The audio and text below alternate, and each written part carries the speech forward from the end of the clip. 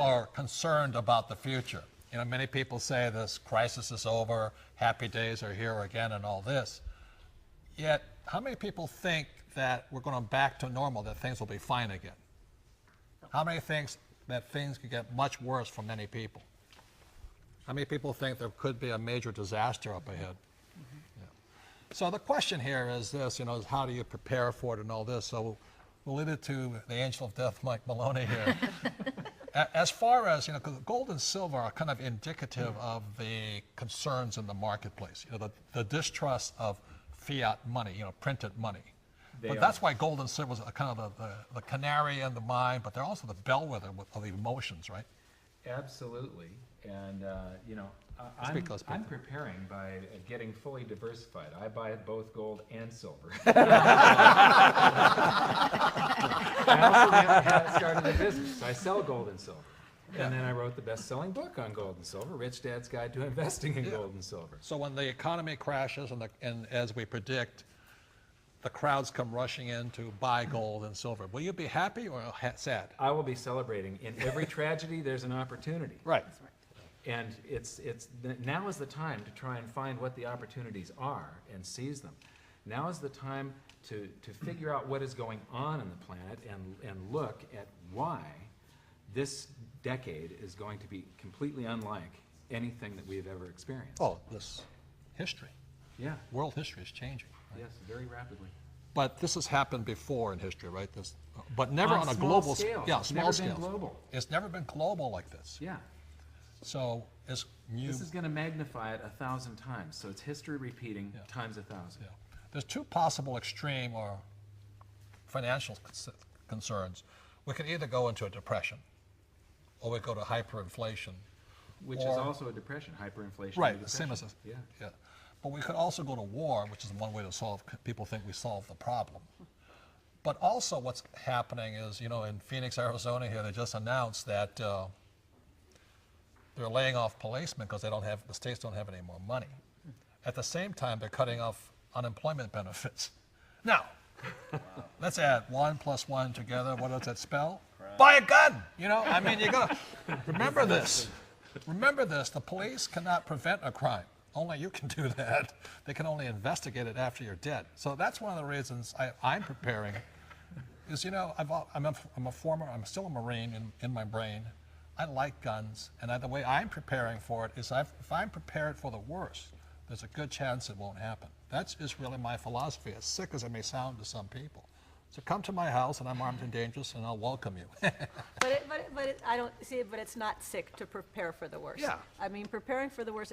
People think we're very negative, you know, and we're very pessimistic. Well, we're kind of pessimistic, saying we do think it's going to get worse, but we don't know for sure at this point. But by preparing for the worst, if it happens, we're prepared. If it doesn't happen, we're smarter.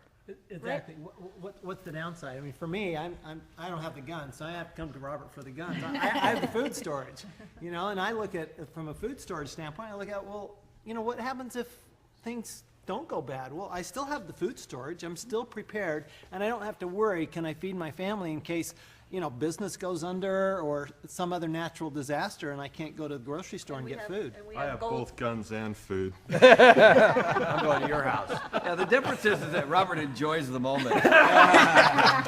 Andy, tell him the insurance thing. Yeah, it's interesting. Tom mentioned he has food. I have a year's supply of food for my family, blankets, diapers, everything I need. I can live for a year. And some people will, you know, kind of poo-poo that and say, well, isn't that a big waste of food? And we rotate as best we can. But I'll tell you another thing is it's kind of like buying insurance. If you bought home insurance and your home didn't burn to the ground, would you be disappointed? Well, I'm not going to buy insurance because I'll never use it. Well, no, it's like insurance. We hope we never have to use it. I hope I don't have to use it. But you and I have talked about that a lot, Mike. Yeah. I now have a stock of food also, and, you know, I don't like guns, but I now own a shotgun and a 9mm, and I hope you practice how to use that. Yes, I do. Nobody should own a gun without learning how to shoot. Yes. I think in today's market you have to take a defensive strategy and not know what's going to happen. You know, the New Orleans Saints won the Super Bowl, and they won it by defense. And that's how you have to do it in today's market. You know, credit is tightening throughout the world. It's not just in the US, now China's tightening. Credit card reform is not just in the US, and now it's happening in Europe, then it's happening in South America. So those are things that we have to be prepared for. With the credit tightening around the world, that means it's going to take a long period of time for us to come out of the recession, and maybe we're in a depression. Right. Kim and I personally we have food, we have water, we have guns, We have gold and silver. and cash, because we don't know which way it's going to go. The point here is this, you know, a few years ago, the whole credit card system nearly shut down. And when that shuts down, the credit card system shuts down, the world shuts down. You know, forget about oil, forget about gasoline, credit cards stop. You're going to see a run for the supermarkets, and the supermarkets have less than 3 days supply. If that whole thing stops, you know, I mean, I have a hard enough time checking out right now. Can you imagine if you got 9 million other guys trying to check out at the same time? So I just want to avoid the rush if in case it happens. Well, and credit card lines of credit are shutting down because 2 years ago, there was $5 trillion of credit card lines available. Now it's been cut down to $2.3 trillion. As the banks continue to struggle, the banks continue to tighten the lending. Where do they go? They go in the big area of unsecured debt, and they're going to continue to tighten down the credit cards. What do you say from the accountant side of it? Oh, wow. Well, here's something you can absolutely be sure of. Okay, you want to know what's going to happen in the future. If we're in a depression or if we have hyperinflation, either way, we're going to have increases in taxes. Because what happens if you go into a depression, what happens is that you have less and less economic growth. And that means that you have less and less money to pay the current taxes. And so they have to raise the tax rates to offset that. On the other hand, the way all countries are structured in their tax systems, if your income goes up, which it does in a hyperinflation standpoint, your actual income goes up high, you get into a higher tax bracket within your country. So either way, what I know for sure is that your tax rate is going up in a depression or in the inflation period. Back to Robert's comment about the police officers. I mean, they're laying off police officers because they don't have enough money. Hence, they got to raise taxes to offset And they those are raising incomes. taxes now. They've just put a new food tax at the grocery stores. You're now going to get taxed on food because they want to keep a few more police officers working. But you So know what that is pays for happening. those, the police and fire is real estate tax. Right, and real estate taxes will have to go up on homeowners. Right. So much for your house being an asset. When the bank owns real estate, they don't pay the tax. Is that right? That's right. That's right. That's right.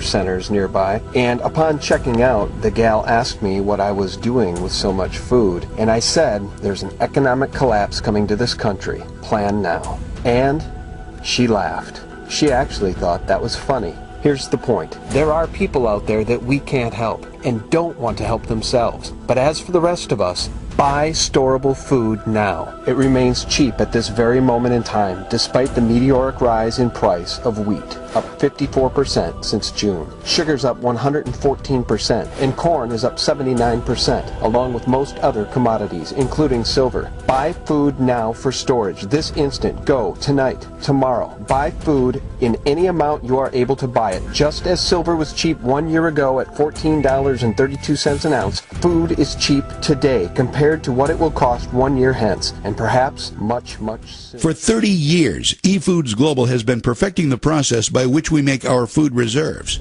We start by using only the finest sun-ripened and fresh produce grown and harvested following the Good Agricultural Practices guidelines. Not only are our ingredients GAP certified, but we carefully test them for chemical and microbial contaminants like Salmonella and E. coli before the approved ingredients are blended into our exclusive recipes following strict quality control standards established and audited by the U.S. Department of Agriculture. These ingredients are cholesterol-free and contain no trans fats, no hydrogenated oils, and no MSG. At eFoods Global, we do not freeze-dry our food because the freeze-drying process removes moisture and infuses chemicals into the food to prolong the shelf life. All of our ingredients are dehydrated only using low heat, and no chemical preservatives are ever added. Our dehydration process naturally preserves the food so that upwards of 92% of the nutritional value remains intact. These quality ingredients are then packaged in moisture-resistant, light-resistant, proprietary assurance packaging that is flushed with carbon dioxide to prevent oxidation and guarantee longer shelf life and quality before sealing the package. Finally, we date stamp the outside of the package the day we prepare the food reserves, so you know you're getting fresh food reserves. eFoods Global Reserves, when properly stored, maintain their flavor and quality for up to 25 years. Now, I know what you're thinking. These can't possibly be the reserves. But these delicious meals are exactly what you get when you prepare your eFoods Global meals. And none of these meals require more than a pot of boiling water, the contents of a package, and 10 to 20 minutes. Pretty soon, you are going to select some of these delicious meals to try for yourself for free. That's a great opportunity. Let's talk about some other opportunities eFoods Global has to offer you. Do you have any food reserves in your home right now? How long could you provide food for your family if the food supply was cut off? A month? A week? 3 days? Wouldn't you feel better if you had the necessary reserves? Have you ever noticed that the more advanced we get, the less prepared we are? Many things that defined life only 100 years ago are so convenient today that we don't really think about what would happen if that convenience were gone. Consider how we get our food. We just go down to the grocery store and grab a few things. But what if something happened that interrupted the food supply to the store? How long would it take for the shelves to be wiped out? What would you do? How long could you and your family survive? You know, for all the other important things in our lives, we have a variety of professionals, from mechanics to doctors, to help cover our bases. Why don't we also have a food professional? Food is our greatest dependency.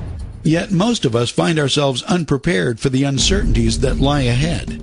Why take chances? Why not do something about it? You've already taken the first step. Keep moving forward with this tour, and we can help you put a plan together and even show you how to get your food for free.